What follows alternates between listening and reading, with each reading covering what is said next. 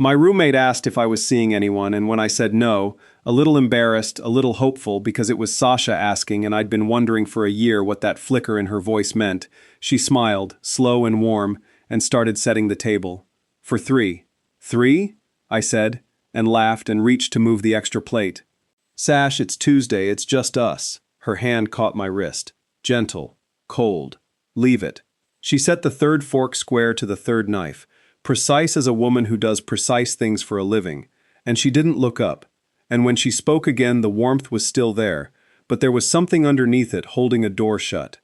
In about an hour, someone's coming to dinner who's going to sit in that chair and tell you she's been dating you for 4 months. She finally looked at me. And I need you to meet her before you decide I've lost my mind. Because I have proof, Isla, and it's going to take all night, and you're going to want to eat something first.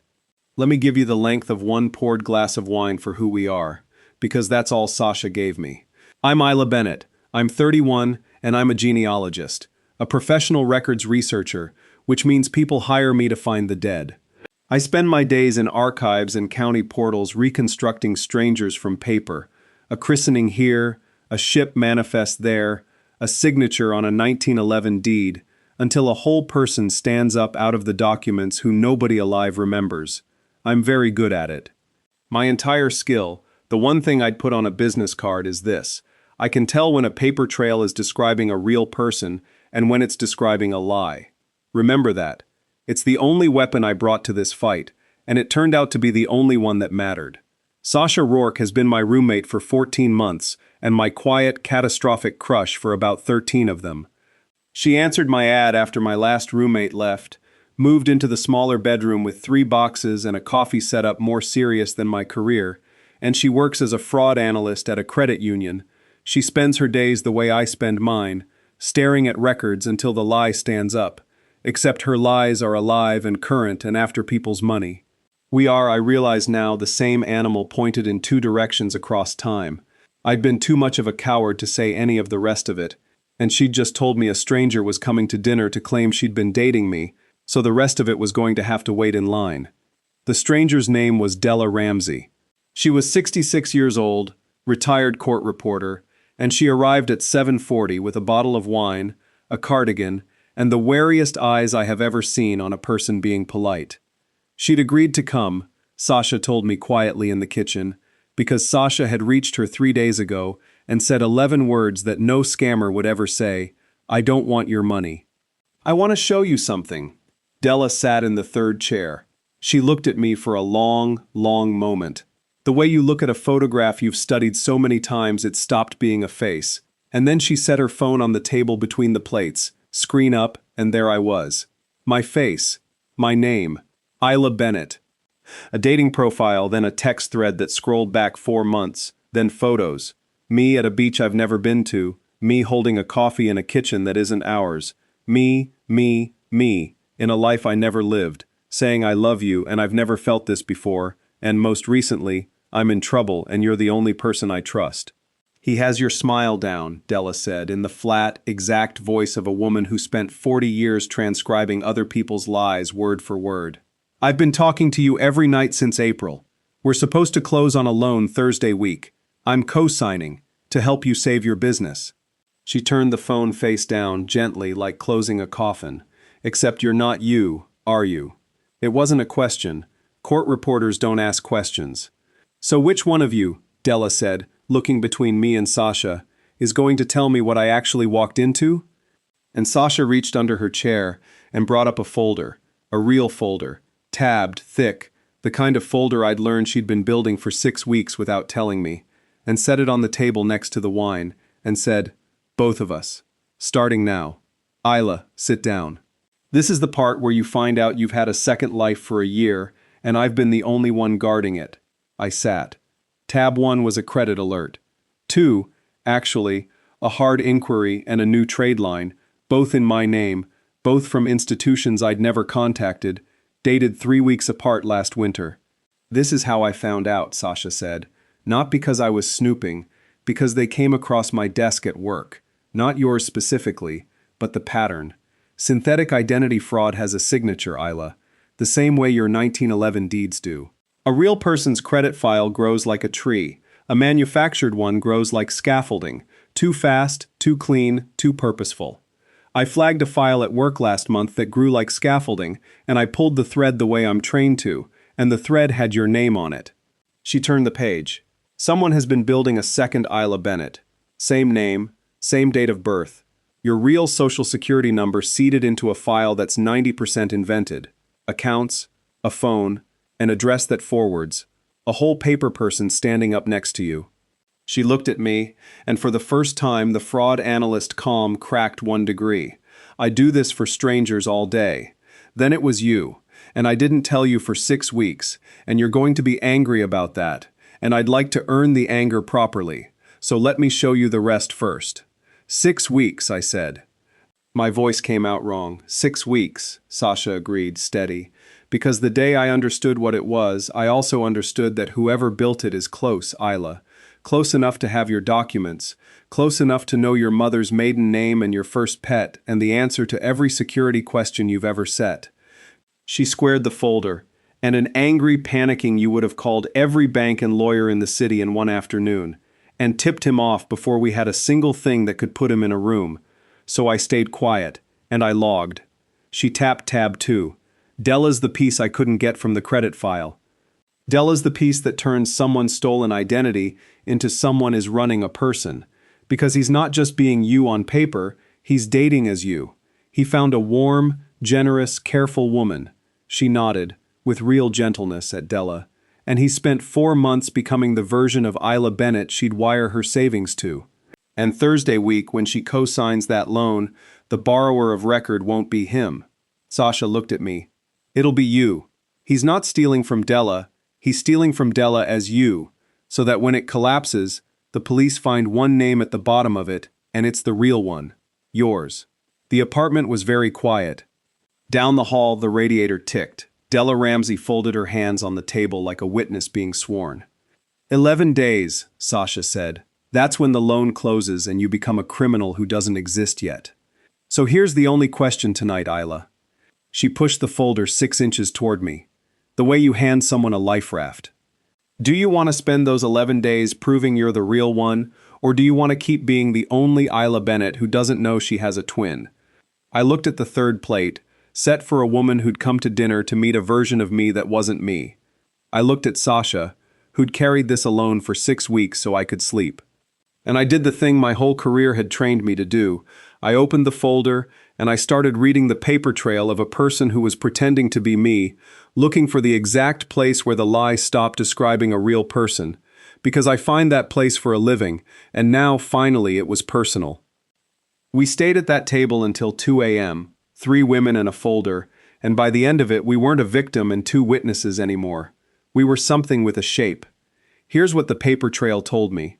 Read the way I read the dead. A manufactured identity has seams.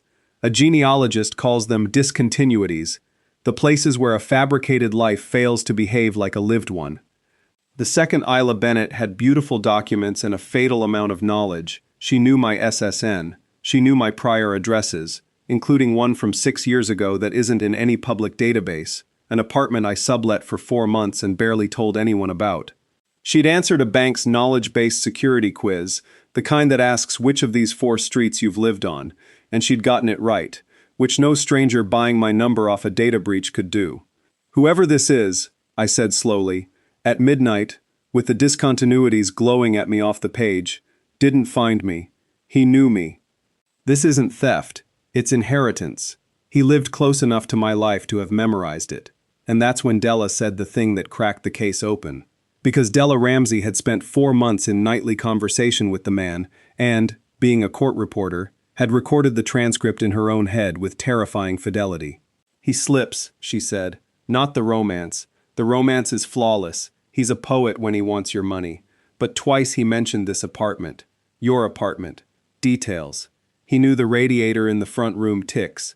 He knew there's a water stain on the hall ceiling shaped like Florida, Sasha and I said, at the same time, and looked at each other. Like Florida, Della confirmed. He said his ex used to call it the Florida stain. He said it fondly, like he'd lived here. The Florida stain has been on our hall ceiling since before either of us moved in, which meant the man impersonating me hadn't just known my documents. He'd known my ceiling, he'd lived in this apartment. It took me 20 minutes and the building's old tenant records. I'm a genealogist. Finding who slept in a room is literally the entry-level version of my job, to put the name to it. 2 tenants before me, in the smaller bedroom, the room that Sasha's now, there'd been a man on the lease for 18 months. The management company's ledger had him. My predecessor had mentioned him once. A flaky guy who left owing everyone. His name was Grant Holloway. Sasha went very still when I said it, and I watched her do the fraud analyst thing, the fast backward reconstruction, and then she put both hands flat on the table. That's why the mail, she said, to herself, and then to us. When I moved in, I kept getting forwarded mail for a G. Holloway. Collection stuff, mostly, and a couple of things that looked like accounts. I assumed it was an old tenant who'd skipped out and I tossed it for a year.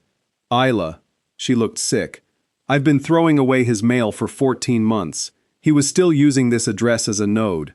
This apartment is one of the addresses in the synthetic file. He didn't pick you at random, and he didn't pick you from a breach. He built the second Isla Bennett out of the exact life he used to live in these rooms. The address, the documents you keep in the hall closet, the version of you he watched for a year and a half before he left owing everyone. She exhaled.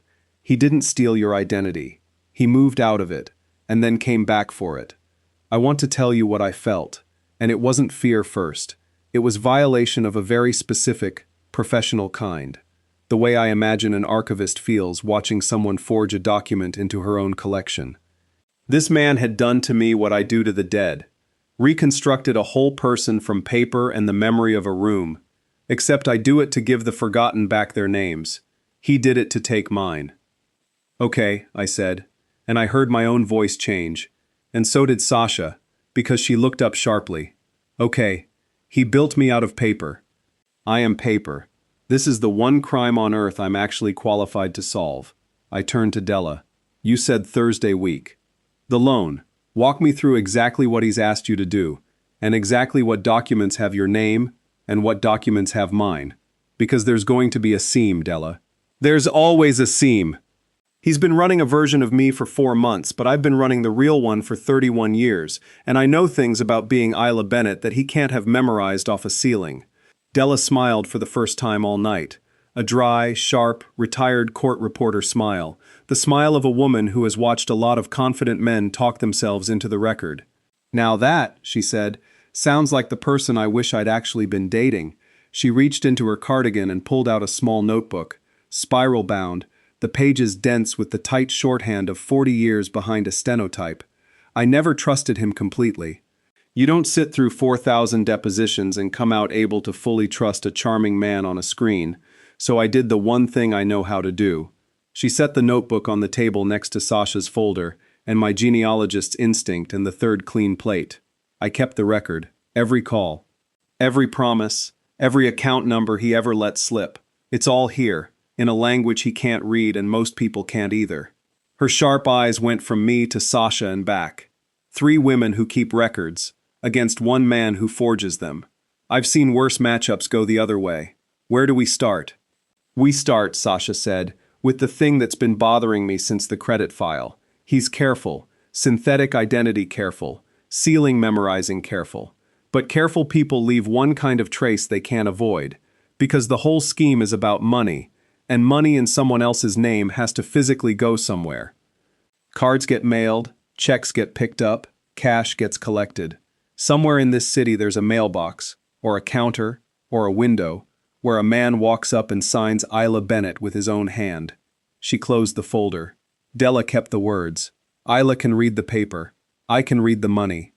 Let's go find the place where he has to be a body instead of a profile, because that's the place where Isla Bennett is a man, on camera, and that's the one thing his beautiful file can't talk its way out of. The next 9 days ran on 2 clocks, Della's Thursday, and the second one none of us saw at first, ticking underneath. Grant didn't go quiet. That was the thing that raised the hair on my arms. He had no idea we'd met, so from his side, nothing had changed, which meant Isla kept texting Della every night, warm and urgent, tightening the screws with a craftsman's patience. Della fed us the transcripts each morning over Sasha's serious coffee, and reading them was the strangest grief of my life, watching a man wear my name to be tender to a woman he was robbing. He wrote, "You're the only one who ever really saw me to a stranger," in my voice, and I had never in 31 years managed to say anything that honest to Sasha, who was sitting 3 feet away, highlighting the same message for evidence. He was a better me than me. I hated him with a completeness I didn't know I had in me. We divided the labor the way our skills divided.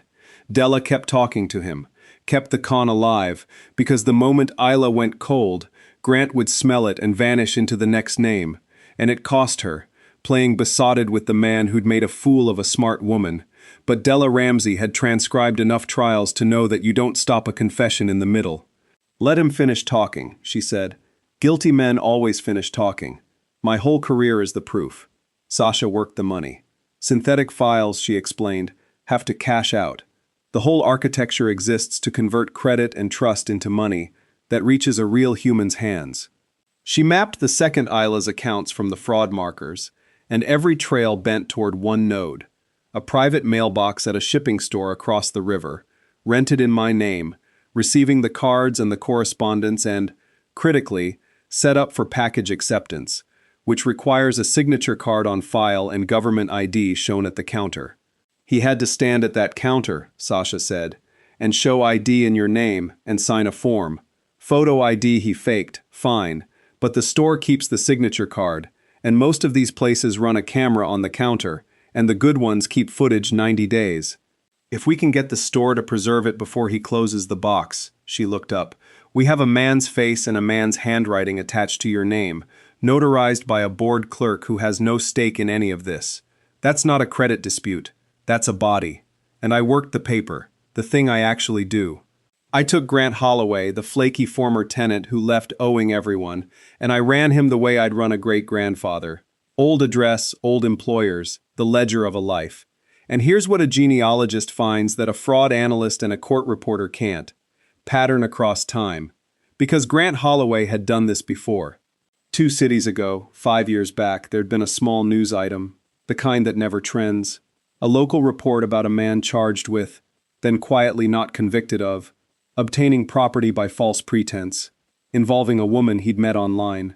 The woman's name in the article was redacted, but the man's prior address in that city, which the article helpfully printed, matched a lease I found under Grant's name, and 2 doors down from that lease, on the same street, in the same 18-month window, another woman had lived. A woman whose name, when I finally traced her forward through a marriage record and a change of state, I was able to find and call. Her name was Nora, and when I said the words, "A man who lived near you named Grant, who may have used your identity," she was silent for so long I thought the call had dropped. Then she said, "I've been waiting 11 years for someone to believe me." Nora had been the first Isla, the template, the practice run, an identity Grant had built and half-drained before it collapsed. And when it collapsed, the accounts had been in her name, and she'd spent 2 years and most of her 20s proving to banks and a skeptical detective that she hadn't defrauded anyone, that the confident man they couldn't find had done it wearing her life. "They never caught him," Nora said. "He was so clean. He always made sure the last name standing was a woman's, and he always picked women who were," she paused, "careful, private. The kind who'd be too ashamed of being fooled to make a big enough noise. He counts on the shame, Isla. That's his real product. Not the fake accounts, the shame," and quate. I looked across the table at Della, who had almost co-signed out of exactly that careful private tenderness, and at Sasha, who'd stayed silent 6 weeks partly. I understood now, to keep me from the shame spiral that would have made me easy to discredit. And I got angry in the clean, cold, useful way that has powered every good thing I've ever done. "He picks women who'll stay quiet," I said. "So we're going to be extremely loud, in exactly the room where loud counts. Nora, would you tell what happened to you, on the record, to somebody with a subpoena?" "I've had the statement written for 11 years, Nora said. "Nobody ever asked to read it." That night, day 9, Sasha and I drove across the river to the shipping store, and I need to tell you what happened in the car, because it's the part I'd frame if you could frame a conversation. We'd been so deep in the case for a week that we'd stopped being careful with each other, and somewhere on the bridge Sasha said, not looking at me, hands at 10 and 2, I need to say the 6 weeks thing properly, before this ends and I lose my nerve. I didn't stay quiet to protect the case, Isla. Or, not only. I stayed quiet because the day I saw your name in that fraud file, I realized I'd rather spend 6 weeks secretly standing between you and a disaster than one day watching you look at me the way people look at the person who brought them bad news. I've read 1,000 fraud files. I've never once wanted to move into the folder and guard the person from the inside. She finally glanced over. I asked if you were seeing anyone because I'd spent 6 weeks learning your life down to the marrow to protect it, and I could not stand not knowing if there was a chair at your table with someone already in it. A breath, there wasn't. I set 3 places tonight because 2 of them were the case. The third one, she stopped, and the bridge lights ran across her face. The third one was me trying to tell you something and hiding it behind a plate. I opened my mouth. My phone rang. It was Della, and her voice was wrong. Tight, fast, un-court reporter-like for the first time since I'd met her. He moved it up, Della said. He just called. Not a text. A call. First time ever. Said he couldn't wait to hear my voice before the big day. Isla, the closing isn't Thursday anymore. He's pushing the notary to Monday, he said. And I heard her steady herself, 40 years of professional composure grabbing the wheel. He said, something's making me nervous, Della, and I've learned to trust that feeling. Let's just get it done. A pause. He knows something changed. Not what, but something. We don't have 11 days, we have 4. 4 days, and the shipping store was closed by the time we got there that night, so we stood in the empty parking lot under a buzzing sign and did the only thing left. We planned. Sasha called the store the next morning as what she actually is, a credit union fraud analyst, and asked the manager, a tired man named Petro, to place a preservation hold on the mailbox's signature card and 90 days of counter footage, because a synthetic identity investigation was active. Petro, God bless the tired and the procedural, said the magic sentence. I hated that box the second he rented it. Guy showed a brand new ID and tipped me $20 to not overthink it. I kept the card in a separate drawer, been waiting for somebody to ask. He pulled the footage himself. A man, not me obviously, gloriously not me, walking to the counter 4 separate times over 3 months, showing an ID that said Isla Bennett, signing a name that was mine in a hand that wasn't. Grant Holloway had a face now, and it was on tape being me. But a signature card and a video are evidence, not a win, and Sasha kept saying the thing that mattered. He never has to admit he's Grant. His whole genius is that he's never in the room. The profile does the dating, the mailbox does the money, and the only body that ends up standing under a spotlight, if this goes sideways, is Isla's. To finish him, we don't just need proof he's a man, we need him to show up as me, in a room we control, in front of people who can arrest a body. And he never ever shows up. He sends paper. She looked at Della's Monday, 4 days out, except now he has to. Because Monday, for the first and only time, the con requires a physical Isla Bennett to exist. At a notary, signing a loan, in front of Della. He's built a whole scheme to avoid being in a room, and his own deadline is about to force him into one. That's when I understood what we actually had, and I laughed out loud in a way that made both of them jump. He can't come to the notary as me, I said. I'm 5'6" with a scar on my chin and 31 years of face that Della has now met. He's a man. So he's not planning to be Isla at that closing. He's planning to have Della sign as co-signer and Isla sign remotely, or by some document he controls, or... I turned to Della. Della, how exactly is Isla supposed to execute her side Monday? Think. He gave you a mechanism. Della flipped to the back of her steno pad. He said I would be signing electronically that morning because you were stuck at the business handling the emergency. He sent a link last week to pre-verify my identity for the e-notary. A selfie and an ID upload. She looked up and 40 years of reading witnesses arrived at the same station I had. He's going to use my co-signing appointment as the anchor and forge the Isla side digitally, from wherever he is. So the loan documents show both signatures and neither of us is ever in a room with the other. Then we take the room he's avoiding, Sasha said, already dialing, and we put the real Isla in it, He reached into my actual life 2 days later, and that was the moment the whole thing stopped being a folder and started being a haunting. My real bank, my own checking account, the boring one with my rent in it, called me on day 7 to confirm a request to add an authorized user and update the mailing address, a request placed that morning by a caller who'd sailed through every security question: my mother's maiden name, my first pet, the make of my first car. I hadn't called anyone, Grant had. He was cleaning up, folding my genuine accounts into the synthetic scaffold now, tightening the two Islas into one, so that when the loan collapsed there'd be no daylight between the real me and the invented borrower.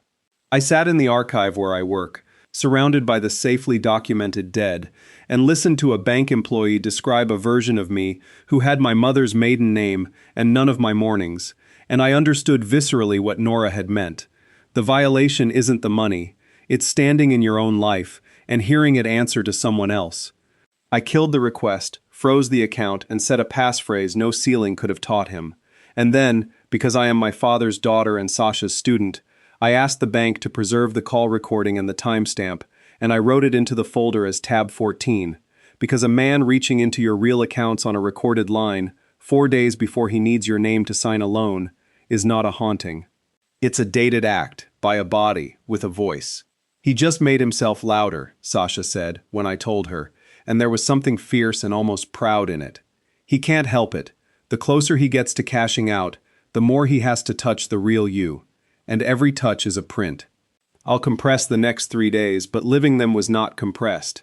It was Sasha's fraud unit escalating a synthetic identity case with a signature card, a video, a prior victim in Nora, and a live cash-out 4 days out, the kind of package that turns a "we'll look into it" into a returned call within the hour. It was a detective from the Financial Crimes Unit named Okafor, unhurried, 22 years on the job, who read Della's steno transcript and Sasha's money map and my genealogy and said the sentence I'll keep forever. Most of these, the victim can't tell me what they don't know. You three brought me a closed loop. It was Nora's 11-year-old statement, finally read by someone with a badge. It was Della, magnificent, agreeing to let her Monday appointment proceed exactly as scheduled. The e-notary, the co-signing, all of it real on the surface, while everyone who'd walk into that office besides her worked for the county. And it was Grant, texting Isla's love and reassurance to Della every single night, tightening screws on a trap that had quietly turned inside out beneath him, because the beautiful, terrible thing about a man who's never in the room is that he can't see the room change. Monday, 10 a.m. A title and notary office in a beige building by the highway. Della sat at the closing table, wired for sound with a device that made her laugh. 40 years I made the record. Now I am the record. With Detective Okafor 2 doors down, and Sasha and me in a back room watching a laptop, because I could not be seen, because the whole trap depended on the real Isla Bennett being nowhere the man wearing her could sense her. It went exactly as he'd built it, and exactly as we'd rebuilt it. The loan officer, real, and briefed at 8 that morning into a state of pale cooperation, walked Della through the cosigner documents. And then, on the screen, the Isla side executed. A remote e-signature session opened, an ID uploaded, a selfie verification pinged, and a signature landed on the borrower line. My name, my beautiful stolen name, signed from an IP that Sasha's unit was already tracing in real time to an apartment across the river, 40 minutes away, where a man sat believing he was closing the deal of the season without leaving his couch. He'd avoided the room. He'd sent paper one last time like always. He just didn't know the room had become a net, and that paper, this once, ran 2 directions. Because the instant that forged signature hit the borrower line, 3 things happened that Grant Holloway could not see from his couch. Detective Okafor's colleague across the river, already positioned on the traced IP with a warrant Sasha's package had earned, knocked on a door. The loan officer, on cue, flagged an identity mismatch and froze the funding, so not $1 of Della's money moved. And Della Ramsey, sweet, careful, private Della, the kind of woman he'd chosen precisely because she'd be too ashamed to make noise, leaned toward the laptop camera she knew he'd have open on the other end to watch his triumph, and made all the noise in the world. "Grant," she said, to the man wearing Isla, in the flat exact voice of 40 years on the record. That's your name, isn't it? Grant Holloway. I never did get to date the real one. She's lovely, by the way, and about to be a great deal more famous than you. But I did want you to hear a woman say your actual name out loud, on the record, before the officers say it to you. You picked me because you thought I'd be quiet. A pause I'd have killed to have written. I was a court reporter, dear. Quiet is just the sound I make while I'm getting every word. I don't have a movie ending for Grant, because you know by now these men don't rage. They recalculate. And he recalculated all the way through his arrest and his arraignment, and the discovery that a genealogist, a fraud analyst, and a court reporter had assembled a closed loop so complete that his lawyer's first move was to ask about a plea. Nora's statement, 11 years cold, became the pattern that turned one charge into a history. The signature card and Petro's footage put a body behind my name. The synthetic Isla Bennett was unwound, account by account, with Sasha's unit narrating each one dead. My credit was restored with the specific, thorough vengeance of a woman who does this for strangers and got to do it, once, for the person she loved. Della got her savings, her dignity, and, she insists, the best worst 4 months of retirement anybody ever had. And I got my name back, which I had never once thought of as a possession until a man moved out of my apartment and came back years later to wear it. The epilogue is a table. 3 weeks after the beige office, on a Tuesday, I cooked. Badly, but I cooked. And when Sasha came home from work, I was setting the table, and she stopped in the doorway and watched me put down 2 plates, and then, deliberately, reach for a third. Isla, she said carefully, please tell me we are not expecting another. We're not. I set the third plate down anyway, in the center, empty, facing out. That one's for Grant Holloway. It stays empty. It's going to stay empty at every dinner I ever have, as a reminder that there was exactly one version of Isla Bennett that a smart, careful woman fell for. I looked at her, and for once in my life I didn't hide it behind anything. Not a plate, not a joke, not 13 months of cowardice. And it wasn't the real one. Nobody's ever fallen for the real one. So I'm asking, Sasha, the question you asked me. Are you seeing anyone?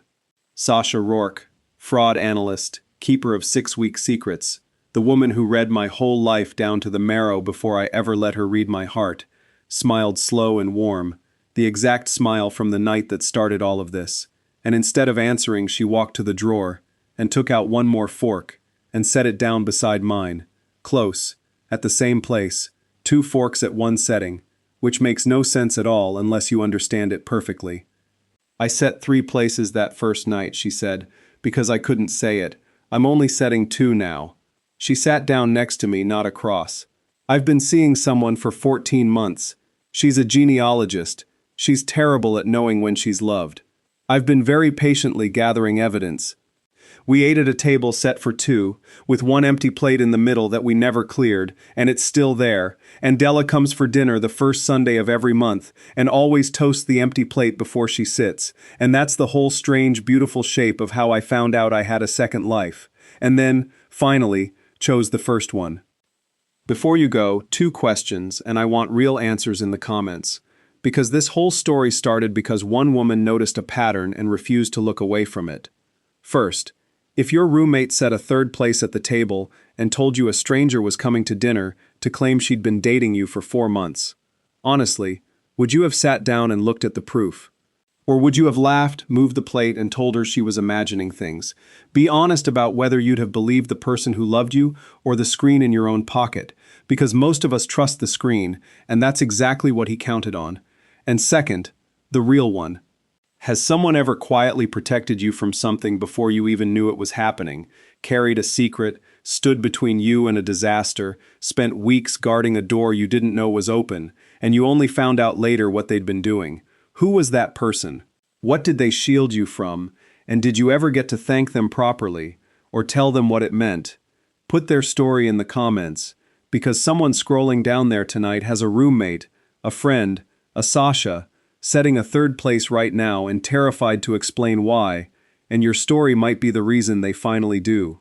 If this one got into your chest the way it got into mine, subscribe, because next week I'm telling you about the funeral I attended for a woman I'd never met, who had my exact name, my exact birthday, and a headstone somebody had already paid for.